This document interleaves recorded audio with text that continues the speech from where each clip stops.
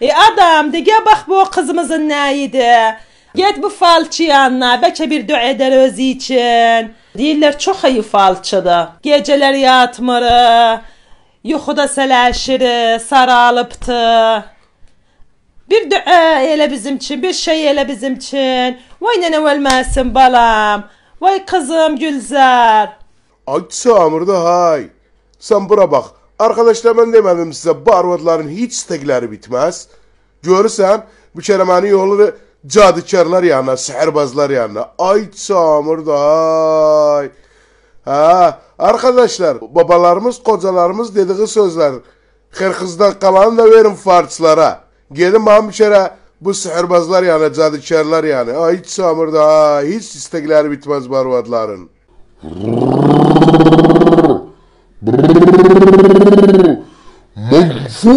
Manfuş tırhev merhev.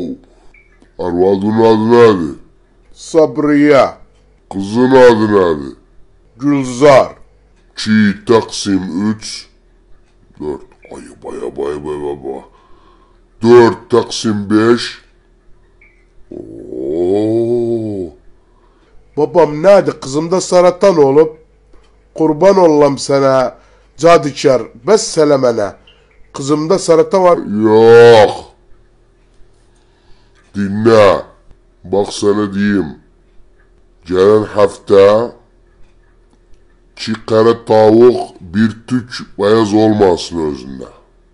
Onun yanında çi kuzu, kara kuzu bir tük beyaz olmasın canında.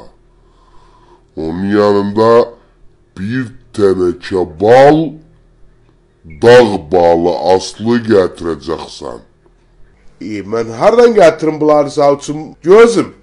Ben bilmem bu benim çidagi. Bu cinler çidi cinler hatta yesler işlesler. Kuzuva yetsler cinler isterler bu bal kuzuydan tavuğu. Karar olsun hayatından çıkmasın. De kalk git. Gelen hafta bunları getir. Xeyr ol inşallah.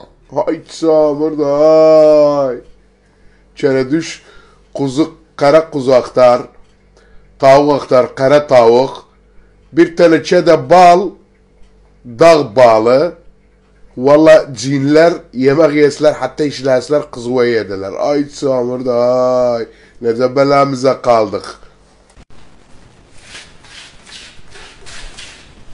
Dayı. Gene tapıldı bizimki. Git babam git. Vazgeçmenden. Git öyle sana gene tapıldı bizimki. Dayı bes koyayım sana ne yudi. Senin kızı Gülzar benim sevgilimdi. O var hani arvadı dirsene geceler yatarken öz başına selaşırı. O yatmayıp benimle Facebook'ta chat edip selaşırı. Kurban gözüne dayı. O sarılmağı da bir askeri koment yazaram özsü. O komentleri okuyarken saralı hem de bayılı. Bura bak. Meneden nesidir? Kız gece bayılır yatakta yatarken öz başına selaşırı. Hay tırhev.